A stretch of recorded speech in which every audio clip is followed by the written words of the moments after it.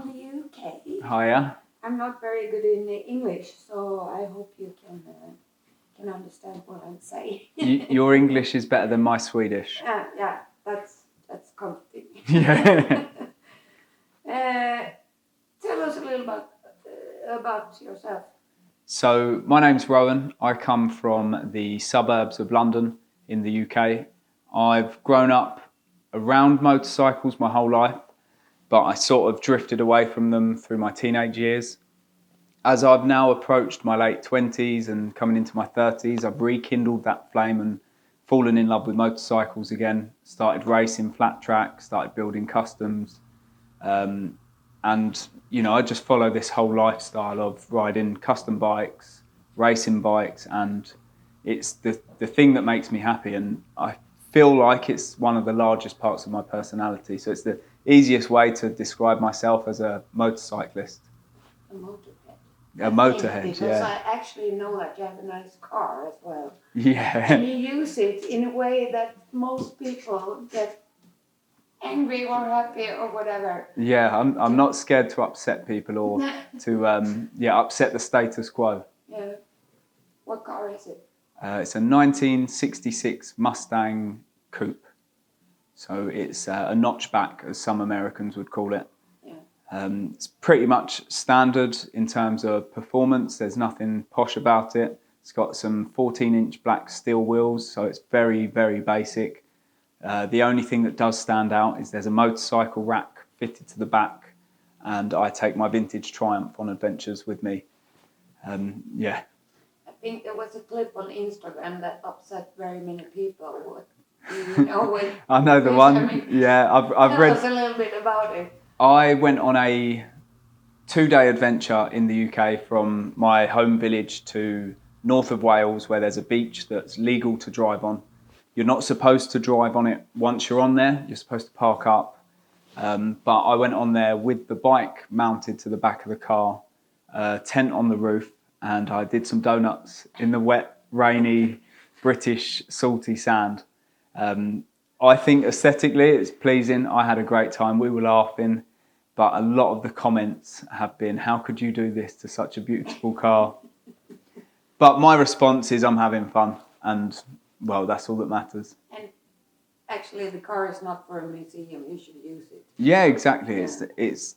I didn't buy it as an investment. I didn't buy it as something, not necessarily to pose in. I do enjoy the attention that it attracts when I'm driving it. But I bought it because I really like the car. I like the style. I like that it's back to basics. There's no powered steering. The brakes are really heavy and slow. Performance-wise, it's slower than my van, but I just want to drive it, enjoy it, and have fun. And it's not going to last forever, whether you store it in a museum or whether you drive it on the road. So why not enjoy it? But I have a really important question. Did you wash the car afterwards? I did, yeah. You did. As soon as I got back to London, I took it straight to a jet wash. I jet washed it myself, and then I took it to a car wash, and they washed it as well.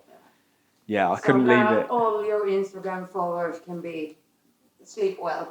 Hopefully, yeah. If not, it's their problem. Yeah, okay. What we actually would like to talk to you about is you riding so much in Europe, and because we know that you have a quite vibrant flat track environment in the UK, and we also know because of the Brexit it's much harder to pass the borders with bikes and stuff, so that's what we're a little bit curious about. Okay, yeah. So you've been riding a lot in Europe this year. Can you tell us a little bit about? Yes, so I ride in the UK in the DTRA and fell in love with flat track. Through them I heard about a series called Crowd Race, who are the German flat track series. I believe it was July, I found myself out of work. I'd been working for a long time, saving up some money, and I had the opportunity to enjoy some time off. So I signed up for Crowd Race. I didn't know anyone there, and I thought, well, that's it, I'll sign up and I can go there. Little did I know, Brexit had changed a few things. Ferry crossings are more expensive now. you have to apply for a visa if you're going to stay in Europe for longer than 90 days every 12 months. So it's like a rolling 12-month thing. So it's made it a little bit more difficult. It's not so difficult that it's impossible. You have to be careful. You have to respect all of the rules and the laws. It's restricted some people because of the costs.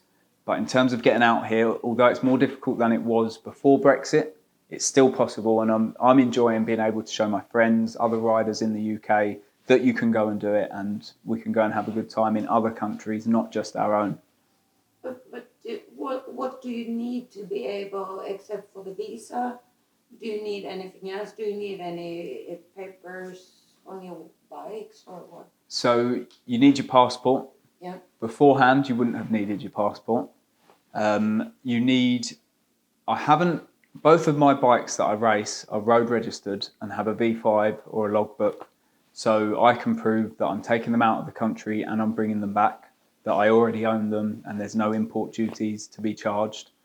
If you don't have that, I believe you have to do a carnet, and this is where it starts to get really complicated. In essence, you're proving to both governments that you are not importing or exporting goods, that you are carrying goods that you own with the intention of bringing them back with you. Obviously, they just want to tax everything. So for me, it's been a lot easier, but those people with race bikes that aren't road registered, they have to do a carnet, and if you don't, and you get checked at the borders, you have to do an emergency carnet, which I've heard could be upwards of £500, which is quite a hefty sum to be given last minute. Yeah, especially if you don't realize before that you need it. So. Yeah. So with that said, it's much easier if you have a road registered bike if you want to go to the UK from Europe or vice versa. Yeah, definitely. Yeah. It means you've already got the paperwork. You're already proving that you're going to bring it back with you and that you're not doing business. You're going for social and pleasure. So yeah, it's a lot easier. But once again, it doesn't mean it's impossible to do it the other way. Okay, because you're riding the English circuit as well this year. Yeah. Yeah. Okay. So what I understand is because I think many from Scandinavia and Europe as well are really interested in going to England, to the UK to attend because it's pretty big over there. Yeah. It is a buzzing, thriving community full of like-minded people, some beautiful bikes, some great racing. And I wouldn't say we've got the best tracks in Europe because some of the tracks here are incredible, but there's some really good tracks to be ridden, really well maintained, and some great track owners that, deserve all the respect that they get. So for anyone in Europe, coming over to England should be something that's exciting. Yeah. Are there lots of attenders to the races or?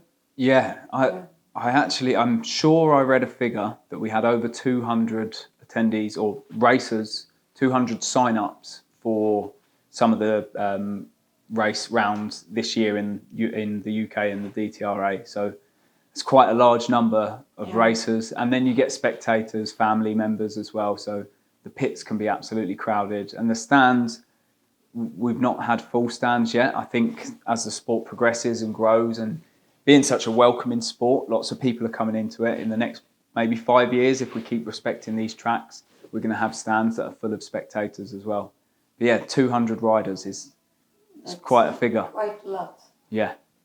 To compare, we had at crowd race, the first crowd race was 90 participants, I think. Yeah. And that was all-time high, I believe. And in Sweden, in Vetlanda, we had 55, and that's the most in Scandinavia, I think, in all time, actually. So it's growing everywhere. But do you know how, for how many years the flat track has been available for people in England? I couldn't tell you the exact date, but I think it was the early 2000s. Yes. A couple of people set up UK Dirt Track or Dirt Track UK. Yeah. Forgive me, anyone who knows, because I should have. Anthony Brown. Yeah, I should have scrubbed up on those details. But yeah, they've been doing it for a long time, and Yeah. you know, it's a credit to them. They've managed to take it from something that's very small to grow and grow. It's still grassroots and it's still, you know, an amateur sport, but it's at a level where we consider the pro riders pro athletes. Yeah, you can understand that it has been growing for a while since actually the Americans coming to Europe to race. Yeah, definitely. That's really an interesting development, so to speak. So, except for I'm going back to the travel back and forward to the UK, except for the paperworks, road legal bikes are the shit, if we understand you right. Yeah, a road legal donor. Yeah. So neither of my bikes would be road legal now, but the frame, the engine were bought as road legal bikes, which I've converted. Yeah. So you've got the proof of ownership. Yeah. So what about, is there any other visa papers on your bikes? Is there anything else you need to? I don't think there's anything technically that you have to have. There's obviously the differences in driving in Europe and the UK. So there are certain things you have to carry in your vehicle. On the wrong side. Yeah. The problem is you guys drive on the right side of the road, and we would say the incorrect side, but yeah, the right side of the road. We don't have much of an argument there. But otherwise than that, it's not a big thing. It's just no. You can bring as much as you like, be as prepared as you like, or come with as little as you like and enjoy the adventure. Yeah. So there are no issues in the customs, or you just show your papers and that's. I've not been pulled over by customs yet, so I've not had an experience. I've not been searched per se. You get stopped coming through customs. They ask you where you've been. They ask you what you've been up to, what the reason of travel is. I've always found that I can converse easily with almost anyone, so I answer their questions. And the past few times they've been like, "Welcome back. We'll see you next time." But yeah, I think if you got searched, having all your papers organised in a file is definitely going to help you out. Yeah. So have everything organised. Yeah. Good advice. What about the costs? Is it expensive as? I think that's the bit that hits you. Like I said, I've been working quite a lot up until this time I've had off, so I've saved up a lot of money. I always have the intention of being able to finish a job. I work in a contract manner, so I finish a contract, have some time off. I was prepared to have a bit of time off, so financially had some money set aside to use and enjoy. But ferry crossings have cost me, I think the one at Brockstedt, the first round of crowd race, was the height of summer holidays in the UK. So crossing over to France is really popular. It cost me around £350 for a return ferry from Dover to Calais. And to put that in comparison, off season now, we're in October, it was £180. But that all adds up. Once you factor in your fuel, I probably filled the van up to get to the last round of crowd race. I filled the van up 3 times on the way out there, 3 times on the way back. It all adds up. So I'd say a round trip, if you stay in your van, you're self-sufficient, is probably around £600 to £800 at its highest, and can be as low as £400 to £500 off season, which is now. Welcome to Scandinavia. Yeah, but it's interesting because for us Scandinavians, we first have to go all the way down to the UK and then add those costs above, but still. For you as a rider, I think we're leaving the UK, going to. You have been doing a full season. Is this the first full season you are doing, or? So I'd say it's the first full season, but I have done 2 previous seasons. I joined the DTRA in 2021. I had a very enjoyable season. Missed a couple of races, and then 2022 I made 5 of 7 rounds, Did quite well. Towards the end of the season, I'd started to progress. Didn't take it seriously. I wouldn't say I take it seriously now because I'm enjoying it, but I've put a lot more effort into it this year. So I came into this year treating it like my first full season where I'm going to make sure I learn more about the bikes, I learn more about the sport. I work on my health and fitness, and I've used it as a nice positive thing to work towards, to have a goal. I started the year with the goal of getting a podium in my respective class, and I managed to get a podium, and then that drove me on to think, actually, I want to win a race, and then I won a race, and it was at that point where I started looking at coming over to Europe and trying to squeeze in as much racing as possible once I had the time off.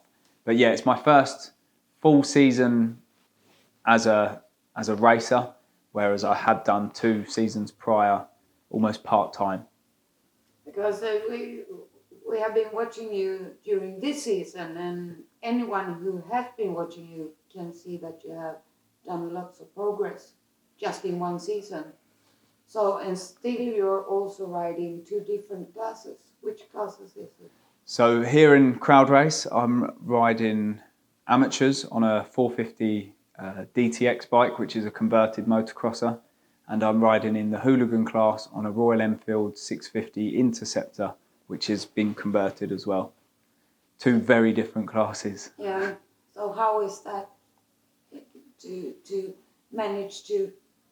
Because I guess you need to use a little bit different riding styles on the 2 different bikes. It's very hard to. Yeah, the transition between the 2 was very hard at the beginning. I found it a lot more comfortable now, like you said, I've progressed, which I'm really appreciative of. I've put a lot of effort in. At the beginning, it was like chalk and cheese, whereas now watching other riders, like watching Connie and the style he uses to direct the big XR750, I try to apply that to the larger bike, run in a higher gear where it's less twitchy, use the power to turn the bike, whereas on the smaller 450 KTM, you can use your power to muscle the bike around. They're 2 very different riding styles, but are cross-applicable to one another. And I've found riding both of them has helped me improve on each bike, because I can get off one and think that worked for this. I might try it on this one. If it doesn't work, I'll stick to doing it on that one. But it's also opened my eyes to learning more about the bike setup, because if one behaves in a certain way and I want it to behave in that way, I think, right, what did I do? How did I make this happen? And then I apply it to the other one. And it's made me sit down at home and do some homework and learn more about geometry of the bike. There's been a few races that have really helped me out. I could name all of them, but would be here all night because everyone helps out. It's such a great community. But yeah, getting from one to the other is hard work, but it's rewarding when it works well. Okay, so what you're saying is that it's actually good to ride on different bikes to become a better rider, or? I definitely think so. Yeah. I think it's one of the reasons I've progressed. Fast. Yeah, because in a short time. It's a huge difference from the first race I saw you until now. Thank you. It's been fast development. It feels like it's happening. Yeah. I'm hoping it's not too fast that I'm going to hit a wall and not be able to progress. No, I'd happily. Still young. Yeah. But my question is, which bike do you prefer if you had to choose? I think it's a very difficult question because I don't want to upset either bike. I almost feel like I owe them their respect, but I think for the spirit of the racing, it would be the Royal Enfield because it puts on a show for people. It's the craft of building the bike yourself, and I think it's the spirit of the sport. The 450 is incredible and does everything you ask it for, and is, if you want to become a pro, is the best route. But for someone like myself who's enjoying the style, the learning of the building, the Royal Enfield's at the moment the favourite one. Yeah. That might change tomorrow. Yeah, that's true. A question about the Royal Enfield, because they are really going for it in the States. Yeah. I mean, they have this race built build, train, race. And that's what inspired me to build my one. Seeing bikes built in the style, the traditional style, some of them in a more modern style. For me, the XR750 has been that sort of pinnacle style to go after. So that's what's influenced the way mine looks. But that build, train, race program, I've spoken to 2 or 3 of the women that are racing in it, and they've helped me out. One of them's partner has made the wheels that I run on my bike. So in America, they're doing so much that it's reached over the pond and it's influenced people like myself. It's a really nice program. We should have that in Scandinavia too, I think. Yeah, I agree. Yeah. So are you doing another full season in Germany, or what's your plan for next year? Next year, I would love to do even more. Yeah. You know, I've really got a hunger for it. Like I say, I love the community, I love the style, I love everything that's going around with this sport, the growth, the learning, the people, the bikes. So I'd like to do another full season of DTRA, full season of crowd race. I'd love to come and try visit Dutch flat track and head, if I can and if I can afford to, into Scandinavia and try ride some Scandinavian tracks. And I've got this little bug in me that wants to go and try do oval racing on ice, which is something that seems pretty mad, but is, you know, that I feel like that's the next step of trying something else within the same style. But yeah, definitely a full season of the 2 that I'm competing at the minute and more. You know, we're thinking about naming our channel to Stone Cold Sliding, because we have the opportunity in Scandinavia to practice during winter because of the ice. So we would love to have you. No, I'd love to come over. Yeah. I'll remember that. Yeah. Yeah, definitely. You're always welcome. Thank you. Okay, so what about tomorrow? Are you up for it? Yeah, I am, definitely. Did you have a good day of practice? Yeah, it was a slow start to the day. We had some poor weather. Yeah. The track guys really put in some work to maintain the track and make sure that we didn't ruin it for tomorrow as well, to put precautions in place. It can be frustrating at times, but we've always got to remember it's practice today and the racing's tomorrow. By the end of the day, the last practice session we did, I've come off the track on a high, feeling really good. I've got some tweaks to make to the bikes in the morning. I probably won't do it tonight. I'll enjoy tonight. But yeah, really excited. The track looks like it's going to be great. The racing looks like it's going to be fast. And I'm just looking forward to having a good day on both bikes. Yeah. I wish you the best and thank you so much. And don't forget, we give you our address so you can go ice racing in Scandinavia for this winter. Fantastic, yeah. Yeah, we're done, I think. Thank you. Thank you very much.